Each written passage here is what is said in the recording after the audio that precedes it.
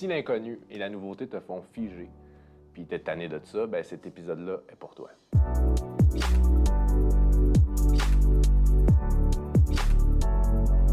J'ai remarqué qu'il y a deux types de personnes qui font face à l'inconnu et de la nouveauté.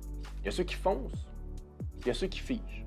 Ceux qui foncent, ils vont prendre action, ils vont aller voir derrière la nouveauté qu'est-ce qu'il y a, et ils vont réaliser leurs objectifs puis leurs résultats qu'ils veulent dans leur vie.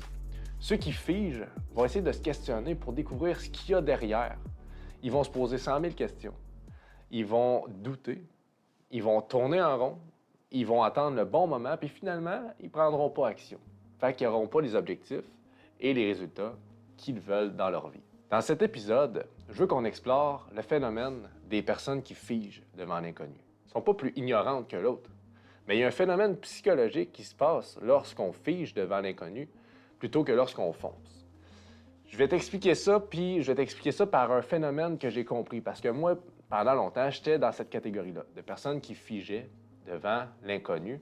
Et j'ai compris un phénomène un jour grâce à M. Guillaume Dulude, neuropsychologue. Merci pour cet enseignement qui m'a vraiment fait changer mes habitudes, qui a bouleversé ma vie, sans blague. Et reste jusqu'à la fin de l'épisode parce que je te partage concrètement ce que je fais régulièrement pour prendre action. Qu'est-ce que je fais pour faire mes premières conférences? Qu'est-ce que j'ai fait pour lancer ma business? Qu'est-ce que j'ai fait pour lancer un podcast, inviter des grands noms au podcast, etc. Qu'est-ce que je fais pour aller vers cet inconnu-là, vers mes objectifs? Avant d'entrer dans le vif du sujet puis d'expliquer le phénomène psychologique, il faut comprendre quelque chose, il faut se rappeler de quelque chose d'important que je dis souvent dans mes podcasts, qui est le programme de base de l'être humain, qui est de fuir la souffrance et se diriger vers le plaisir.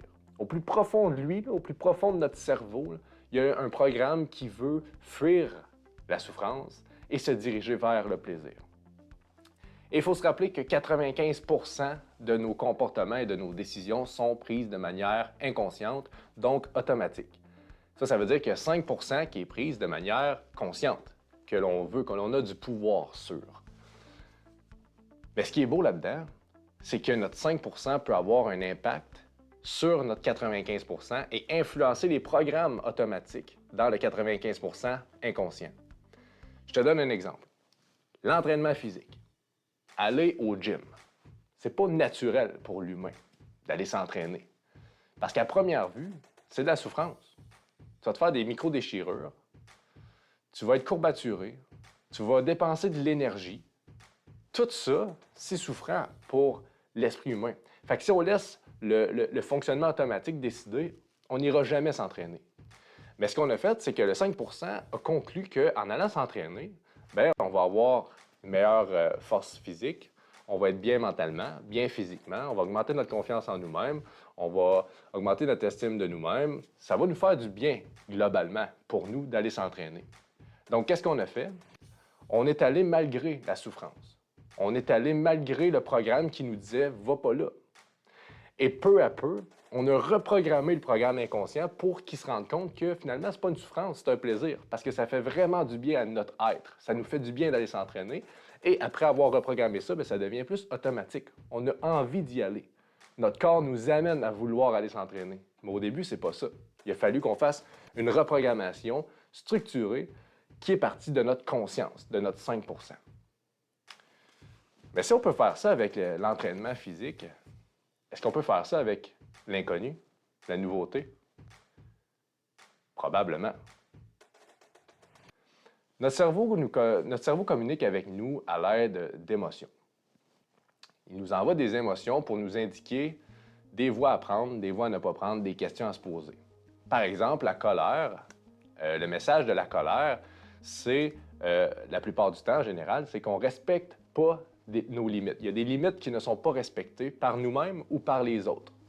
Donc, le cerveau nous envoie une émotion, une énergie pour qu'on prenne action et qu'on fasse respecter nos limites, qu'on se respecte soi-même. Donc, lorsqu'on est en colère, on a de l'énergie, on a le goût de bouger. C'est une émotion de mouvement vers le respect des limites. De l'autre côté, la joie, le message de la joie en général, c'est qu'on est sur le bon chemin. On respecte bien nos besoins, on répond bien à nos besoins, fait que le cerveau nous indique de continuer dans ce chemin-là. On fait bien ça. L'anxiété, pour sa part, c'est un message de danger futur potentiel. C'est comme si le cerveau nous disait, il y a peut-être de quoi qui s'en vient qui est dangereux, je te dis ça de même.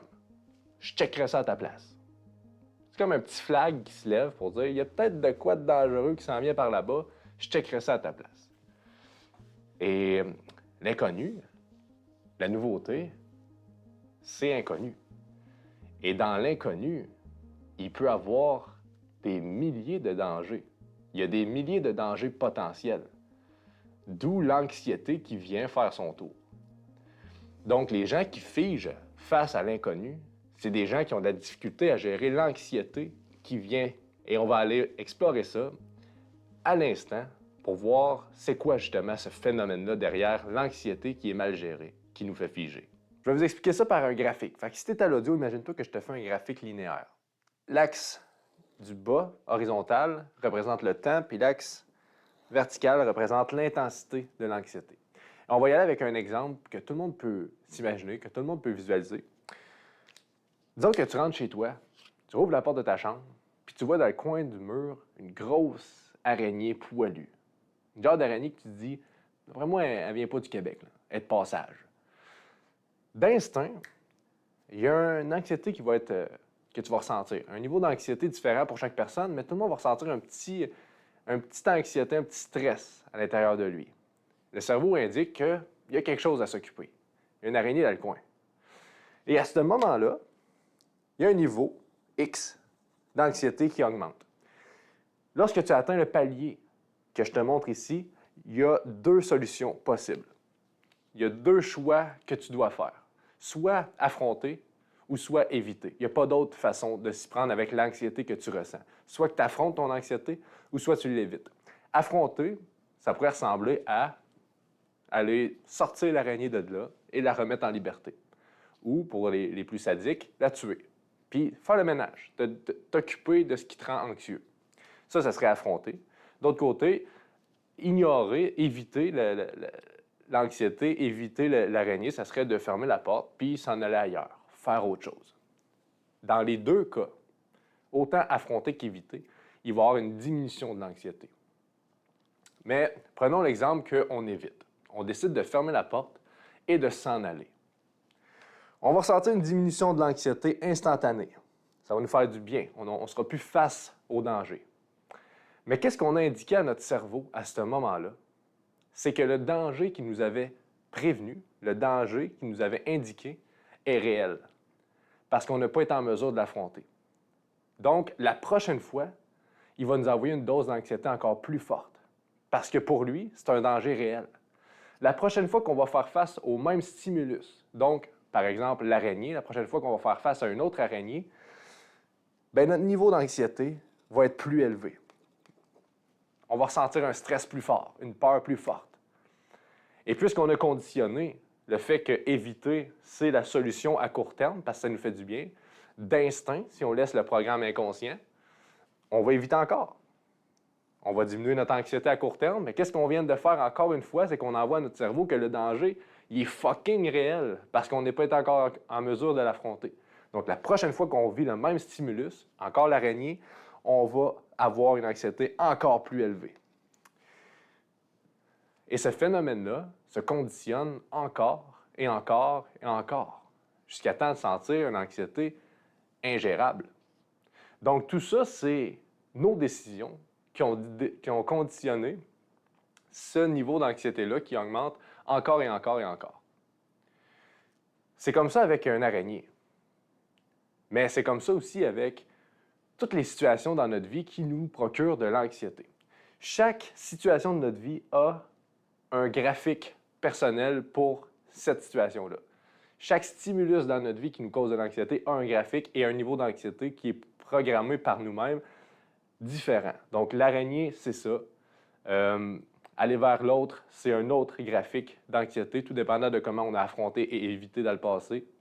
L'inconnu, c'est un graphique comme ça. Peu importe le graphique qu'on a, il y a un niveau d'anxiété qui est relié à celui-ci. Je vais t'expliquer même à quel point ça peut être banal, puis à quel point ça peut... C'est dans notre quotidien, ce phénomène-là. J'avais un jour... je devais renouveler mon passeport. En fait, je n'avais pas renouvelé mon passeport, fait qu'il était comme il n'existait plus, j'avais plus de passeport, il fallait que je m'en recrée un autre. Puis là, j'ai fait une demande, j'ai reçu un document, puis il fallait que je remplisse un gros document, que j'aille chercher des témoins, que j'aille chercher d'autres documents pour agencer avec ça. Puis ça avait l'air d'être un gros travail là, qui demandait du temps, de l'énergie, puis de la patience, puis tout. Quand j'ai reçu ça, j'ai ressenti une lourdeur, qu'on appelle l'anxiété. J'ai ressenti un genre de « Ah, ça va être lourd, ça me tente pas ». Qu'est-ce que j'ai fait? Je me suis dit « Moi, le faire demain ». Fait que j'ai évité cette anxiété-là. Je ne l'ai pas affrontée. J'ai fait « Je vais le faire demain ». Tard. Bien, le lendemain, il est arrivé. Qu'est-ce que j'ai fait quand je l'ai vu sur le coin de la table? Je me suis dit en 5 secondes, regarde, aujourd'hui, je suis occupé, j'ai d'autres choses à faire, je vais le faire la semaine prochaine. Anyway, c'est pas pressant, j'ai encore 3 mois pour le faire. Fait que je le laisse faire pour la semaine prochaine. La semaine prochaine arrive. Ça m'a même pas pris 5 secondes. Ça a pris 2 secondes, je l'ai vu dans le coin de la table, je me suis rappelé de mon engagement, puis je me suis dit, regarde, je vais attendre encore, je vais le faire, mais que j'aille le temps. Parce que là, j'ai pas le temps, ça me tente pas. On était rendu à la 3e évitement. Fait que mon anxiété était rendue là. C'est pour ça que c'était de moins en moins long de prendre ma décision. Parce que j'ai conditionné mon cerveau à faire, quand tu arrives à ce moment-là, il faut éviter. Parce que quand on évite, on se sent mieux dès qu'on évite. On sent du plaisir dès qu'on évite. Fait que là, j'évitais. À chaque jour, inconsciemment, j'avais un poids mental de mon document de passeport que je devais faire. Et donc, à la fin, lorsque j'avais plus le choix de le faire, parce qu'il fallait que j'aille faire mon voyage, fait que je me suis dit, là, cette journée-là, j'ai pas le choix de faire mon passeport. J'ai planifié, croyez-le ou non, la journée au complète. Ça avait l'air tellement lourd pour moi que je me suis dit, bon, du matin, tout mon après-midi, je vais me consacrer à faire mon passeport.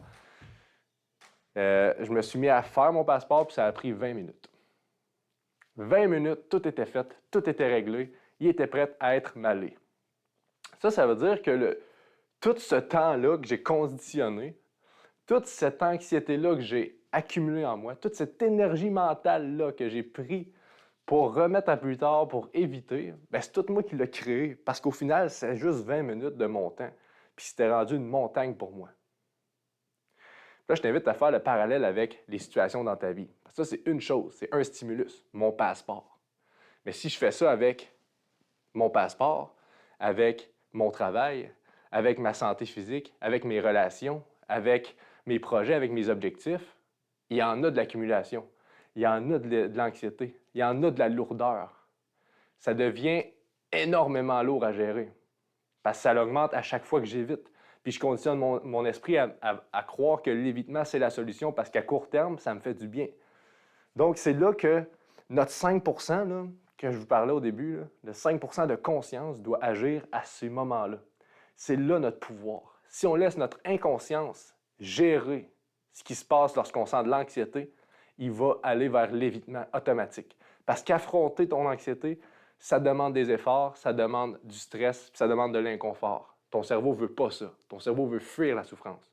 Donc, il va aller éviter parce que instantanément, tu te sens mieux. Donc, qu'est-ce qu'on fait si on sent de l'anxiété face à l'inconnu? Puis que là, ça fait peut-être 2 ans, 5 ans, 10 ans, 15 ans, 25 ans, 30 ans qu'on évite cet inconnu-là. Qu'on a des idées, des projets, puis on évite. On a des envies, des désirs, on évite. On y va pas. On prend notre temps, on planifie, on questionne, on abandonne, on refait d'autres choses, on met notre attention ailleurs. On ne prend pas action réellement vers ce qui nous fait qui nous amène de l'anxiété face à de l'inconnu, face à de la nouveauté. Qu'est-ce qu'on fait? Parce que là, ça veut dire que notre système est rendu conditionné et très élevé. Là. On est rendu à un niveau d'anxiété ici quand on y pense. Juste le fait de penser à prendre action vers cet inconnu-là, ça nous cause de l'anxiété niveau 10. C'est stressant, c'est dur, c'est lourd. Qu'est-ce qu'on fait? Il n'y a pas de recette magique. Il n'y a pas de fast track. Il n'y a pas de remède, de mélange à faire puis que l'anxiété disparaît. La chose à faire, c'est d'affronter. La chose à faire, c'est d'affronter malgré l'inconfort, malgré le stress, malgré la peur, malgré que ton action ne sera pas parfaite, loin de là, va être maladroite, va être difficile. Il faut affronter parce que maintenant, tu as conscience du phénomène que tu es en train de cultiver et que tu as cultivé. Et tu as conscience que ton niveau d'anxiété qui était à 10 sur 10 ou 9 sur 10, bien, au départ, il était à 1 sur 10. Puis tout ce chemin-là, c'est toi qui l'as conditionné. Fait que la réalité, c'est ça ici. Le danger là, que tu perçois à l'intérieur de toi, c'est pas un danger réel. C'est une condition que tu as créée. Parce qu'en réalité, c'était ça au départ. Donc, en affrontant ton niveau 9 sur 10, bien, instantanément, la prochaine fois que tu vas arriver à une situation similaire, à un inconnu, à ton objectif que tu as fait un premier pas devant, que tu as affronté pour la première fois, tu vas déjà sentir une amélioration de ton anxiété. Tu vas déjà sentir une diminution. Elle ne sera plus aussi intense. Elle va l'être encore, ça ne chute pas d'une shot. Mais là, tu vas avoir compris. Puis là, tu vas voir le progrès. Tu vas faire, je suis déjà plus à l'aise. On va faire un autre pas. On va affronter encore. Diminution et encore moins à l'aise, encore moins intense l'anxiété. De plus en plus comme ça, jusqu'à retrouver un niveau stable, sain d'anxiété. Parce que tout le monde vit de l'anxiété, puis c'est sain d'en vivre. Ça nous indique un certain danger, ça nous indique une préparation, ça nous amène de l'énergie. Donc, le but, c'est de reprogrammer, de ramener l'état d'anxiété face à un stimulus qu'on a conditionné depuis longtemps à un niveau stable pour que ça devienne stable et qu'on soit dans l'action, qu'on avance vers nos objectifs, qu'on avance vers l'inconnu, que ça ne nous fasse plus figer. C'est ce qu'il faut faire. Malheureusement, il faut affronter. Ceux qui me suivent depuis longtemps savent que une de mes plus grandes difficultés que j'ai eues dans ma vie, c'est de m'exprimer, de communiquer, de dire ce que je pense, de dire ce que j'aime, ce que j'aime pas, de parler devant une caméra, de parler devant des gens, de juste créer une relation. C'était extrêmement anxiogène pour moi. Et c'est justement quand j'ai compris ce principe-là que j'ai pu défaire ce conditionnement-là. J'étais rendu à un niveau que je qualifie de 8-9 sur 10 d'anxiété. Et la première fois que j'ai affronté cette anxiété-là, anxiété sociale, parce qu'au début, c'était pas d'anxiété sociale, c'était juste une difficulté à faire le move de m'exprimer. T'sais. Il y a eu un évitement de « Ah, je parlerai pas tout de suite parce que je me sens pas bien. Je sens que c'est stressant, je sens que c'est anxieux de parler. » Fait que j'ai conditionné en moi à chaque fois que j'évitais de parler que de m'exprimer, de parler, c'était dangereux. Mais ça a été plus loin que ça. Parce que m'exprimer, c'est dangereux, donc l'autre devient un danger pour moi. Et c'est là que j'ai créé l'anxiété sociale. Parce que si l'autre vient vers moi, j'aurais pas le choix de m'exprimer, donc le danger, c'est l'autre. Donc je vais marcher la tête basse, je vais éviter les relations, je vais éviter les regards, je vais éviter tout le monde parce que je deviens anxieux socialement. C'est comme ça que j'ai créé mon anxiété. Puis pour l'affronter, la première fois, ce que j'ai fait, je peux aller devant une scène de 500 personnes puis faire « good ». C'est là que ça se passe, j'affronte mon anxiété. Il faut y aller pas à pas. Si on se souvient, l'épisode 86, je crois, sur la loi de l'homéostasie, on comprend que pour augmenter notre capacité adaptative, notre zone de confort, il faut y aller peu à peu dans la zone d'inconfort. Et ici, la zone d'inconfort, c'est notre anxiété. Donc, c'est de l'affronter peu à peu, étape par étape. Aujourd'hui, qu'est-ce que je peux faire pour me sentir que j'affronte mon anxiété? Ça serait peut-être d'aller vers une personne puis juste un petit salut, de dire salut, d'avoir une petite conversation, de prendre le temps d'expliquer ce que je pense, d'expliquer mon point de vue, ou à la prochaine réunion d'équipe, d'expliquer c'est quoi qui se passe, de parler un peu plus longtemps, de parler de moi. Et plus ça va, bien, plus que je diminue mon anxiété, fait que ça devient de plus en plus facile, de plus en plus simple. Et puis là, je peux me diriger vers ce que je veux, puis aller vers les autres. Puis un jour, j'ai pu faire une conférence devant 500 personnes. Ça a pris un moment avant de m'y rendre, mais c'est possible. Juste en comprenant ce principe-là, puis en arrêtant d'éviter et de conditionner la peur. Donc, pour faire rapide, comment faire au day-to-day pour affronter? Il faut premièrement être conscient. Je ne le répéterai jamais assez, si on n'est pas conscient, on laisse notre système inconscient, 95%, on laisse notre 95% diriger notre vie. Et notre 95%, il veut fuir la souffrance. Et c'est souffrant d'affronter. Donc, si je ne suis pas conscient des moments où je ressens de l'anxiété, et si je le laisse aller, je l'ignore, bien, tu vas éviter, tu vas laisser ton inconscient décider. Et c'est comme ça que tu te ramasses à vivre de l'anxiété au quotidien. Donc, l'étape numéro 1, c'est d'en avoir conscience de « Oh, là, je ressens de l'anxiété. Qu'est-ce qui se passe? » Dès que tu ressens de l'anxiété, il faut se poser la question « Qu'est-ce qui se passe? » Il faut identifier c'est quoi. C'est quoi qui fait que je ressens de l'anxiété? C'est quoi le stimulus? Si tu ne sais pas c'est quoi qui te cause l'anxiété, tu ne sauras pas quoi faire. Tu ne peux pas affronter quelque chose que tu ne sais pas, qui n'existe pas pour toi. Donc, t'observer, te poser la question, c'est quoi? C'est quoi qui se passe? C'est quoi qui me cause l'anxiété? Et le numéro 3, troisième étape, c'est de rationaliser, de calmer les ardeurs. Parce que là, tu es peut-être à un niveau 9 sur 10 d'anxiété. Si tu te mets à écouter ton discours mental, lui est en train de tout te mettre les possibilités, les dangers. Il est en train de te convaincre de ne pas y aller parce que ça fait 5 ans que tu évites, par exemple. Donc, il faut que tu rationalises. Tu fasses, c'est quoi le vrai danger?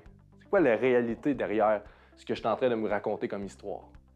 Et en ramenant ça à la réalité, des fois, ça prend des questionnements mentaux, de faire, est-ce que c'est quoi le vrai danger? Qu'est-ce qui peut m'arriver? C'est quoi que j'ai peur? Des fois, vu que l'émotion est trop forte, bien, il faut aller se calmer, aller faire des respirations, méditer, exercice physique. Mais il faut s'assurer qu'au retour, on affronte. Il faut y aller quand même. Il ne faut pas attendre que on soit calme et que ça soit le moment idéal. On ne sera pas nécessairement calme.